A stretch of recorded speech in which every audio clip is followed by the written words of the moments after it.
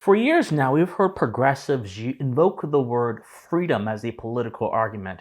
And we're especially seeing this right now in the current progressive political campaign undertaken by Kamala Harris and Tim Walz, where they claim to be defenders of freedom and also claim to be defenders of what Tim Walz called in a speech, mind your own business, end quote. But the problem with this is that freedom is such a convoluted term these days because it is often abused and misused by the very people who actually are a threat to it in some case, way, and form. And so in this video, we're going to explore why the progressive notion of freedom that we've heard articulated over the past few years and in this election cycle is fundamentally incorrect, and what political freedom actually means in this proper context, and why it is important for us as Americans to cling to ideas that are true, that are verifiable, and that are long-standing, as opposed to notions that were constructed to birth forth a certain political project in defiance of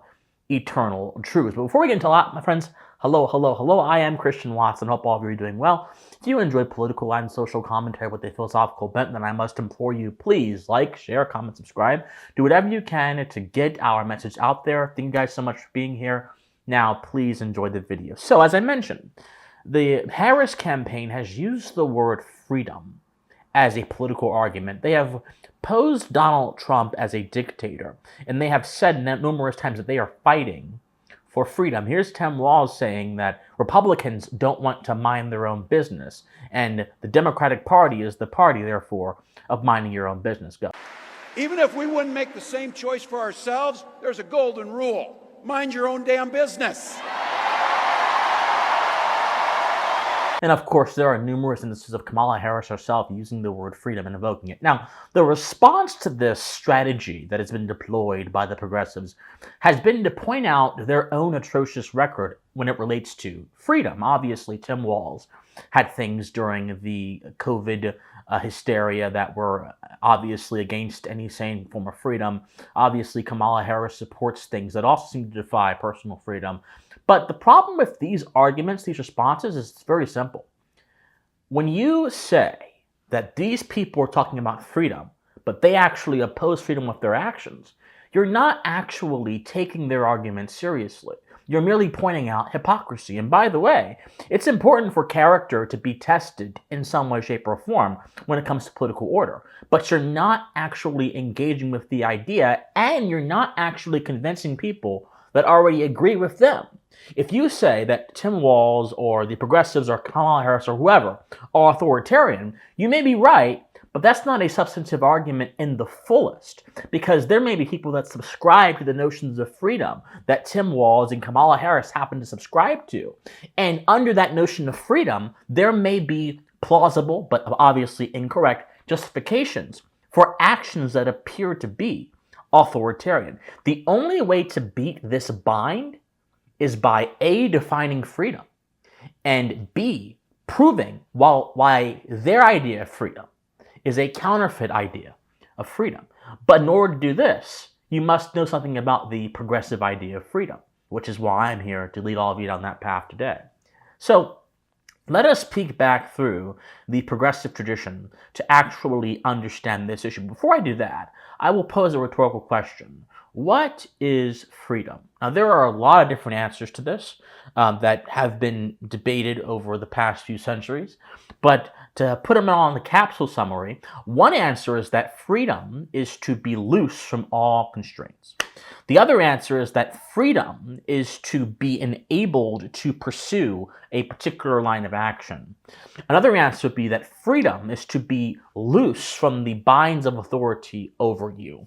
And there are, of course, other examples. Some people say that freedom is merely a matter of expressing yourself by being loose from societal expectations and norms. All of these ideas of freedom have an iota of truth in them, but none of them really get to the heart and core of what freedom is. And really, these ideas of freedom are not themselves normative definitions, but they are rather results of a presupposition, results of an idea that you already have about freedom. So we have to really get to the core of what freedom actually is. By my estimation, and this is going to be the best example I can give you, based on my reading of the natural law tradition that helped inform the American founding and our ethos and our form of government, freedom, very simply put, is the end result of a person that adheres to certain moral principles within the social context. Allow me to explain. So, let's first begin with civil society. Civil society is this thing that we all exist in by virtue of being in a republic. It is the summation of the actions of the communities within this country, the actions of the various institutions in this country, all of which form this thing we call civil society. Now, civil society requires certain principles in order to be maintained. Otherwise, civil society would inevitably collapse. The chief principle amongst that would be the principle of justice, that principle which guards your persons, guards your property, guards your promises by enforcing contracts, guards, against disputes by also enforcing torts, things of that sort. This is a universal principle that underlies society and forms the basis by which legal institutions happen to be there. And now from this principle flows other principles as well. Like, for example, truth is a very important principle for civil society, because if we all lied to each other, we couldn't possibly have a basis for cooperation. Because cooperation is based on trust and goodwill, it cannot possibly be based on lies, which is why there is an absolute moral prohibition against lying. It's just something that you should not do. We've all done it once or twice in our time, but it's a bad thing, not just because it harms society, but also because it harms your ability to reckon with the world in the fullest way possible, and instead it places you in this box where you're covering up everything you've done as opposed to actually understanding what is as opposed to what you wish it to be. Now, these principles produce things that we call rights. And rights are simply things that enable all of us to act within these principles that make society possible, that make human interaction possible. And they are inherent to us. And they are discoverable by our ability to think and reason. Now, rights are where you go from the principles that establish society, and you go from society to having freedom within that context. So freedom, properly defined, is simply someone who is free is someone who A, observes moral first principles that make society possible, B, recognizes the qualities that he has that enables him to live morally, i.e. within those principles within the context of society, and C, takes that and then uses that to pursue their pathway of human flourishing within that context. That is a free person. Now, this seems restrictive, but it necessarily is restrictive because by the very nature of reality itself, nothing is without limitations. People may say, well, Christian, if I have no government over me, I'm free. No, you're not. You're bound by reality. If you're on a deserted island with no government over you, no policeman to go and collect your taxes for you, and no one to boss you around, you are still bound by the rules of space and time that control and regulate the entire whole of existence. And so civil society is simply recognition of the limitations of reality and applying that into social and political form. This is why communism fails. Because communism tries to eliminate these necessary distinctions, revolts against reality, revolts against the principles of civil society, and ends up collapsing into an orgy of chaos and terror, destruction and death. And so freedom has to be understood within these contexts. The problem with the progressive project is that it has spent so much time running away from the proper notion of freedom and viewing freedom not as a matter of restriction, but rather as a matter of privileges and permissions, which is quite odd. So, for example, oftentimes you will hear, and Pete Buttigieg kind of echoed this point, that freedom is not merely having a restriction upon your person from interference or being free from being bothered, but freedom is also the ability to get clean water. Freedom is also, you have the UN Declaration of Human Rights, which echoes the same principle. Freedom is also your right to have health care. The reasons why you always hear the word freedom on my lips. We've allowed our conservative friends to get a monopoly on the idea of freedom. Now, they care about freedom, but they care about a very specific kind of freedom. Freedom from. Freedom from regulation. As though government were the only thing that can make us unfree. All right. But that's not true, is it? We know that your neighbor can make you unfree. Your cable company can make you. If they're telling you who you ought to marry, your county clerk can make you unfree. These kinds of things. And the problem is, when you begin mixing and matching these ideas, the idea of freedom with permissions and privileges, you actually, not only do you cheapen it, but you commit an egregious category error that causes you not to actually understand what freedom is in the first place. If someone has the ability to grant you your freedom, then I would argue that there is no ability, just looking at it logistically, for that to sustain society. Let me say that again. If someone can grant you your freedom, how in the world can that be a principle that sustains society or sustains government? Well, it couldn't be. Not if we accept the idea that government is best when it is subject to the consent and revision of the people. Only if you accept the idea that government is best when it is subject to the consent and will of the managers who control government, as opposed to the people who are governed. Only if you accept that principle can the idea of a permissions or privileges-based freedom make any sense whatsoever. Because if you are not free without having a particular service that is not inherent to you, but it is provided to you by someone else, then that suggests that other people have the moral obligation to provide you things no matter what, because in some way, shape, or form, it is necessary for this particular political conception of freedom to go forth. It makes no sense. No one is born with the right to health care. No one is born with the right to clean water. These are good things to have. But when you talk about freedom in a moral sense, it gets very messy, and the implications are very scary when you justify these things, those services, on the grounds of freedom. And so if we really want to understand the progressive idea of freedom, let's go beyond Tim Walz and Kamala Harris, because they're not particularly the brightest crayons in the box. And let's go towards Woodrow Wilson, who articulated his vision for progressivism in the progressive era during his presidential campaign. When he was running against Teddy Roosevelt, he called it, in 1913, a vision for a new freedom. And so in this vision of a new freedom, Woodrow Wilson was actually very clear that he thought the Constitution was utterly irrelevant to the times that he was in. In fact, he said very clearly in this New Freedom document that the Constitution was based on Newtonian laws. Now, all he meant by that is that the Constitution is based on this idea of checks and balances, which, if you look at the Newtonian idea of physics, fits very well with the idea of inertia, that there has to be a stopping force for something in order for things not to go beyond their proper scale. That's the entire idea he's saying here. And he's also saying that the trouble with the original constitutionalist vision of government, and I quote, is that government is not a machine. So it's not a mechanism for preserving freedom. It's not a mechanism for preserving rights, which is what the founders thought it was. It is instead, in Wilsonian terms, I quote, it is a living thing.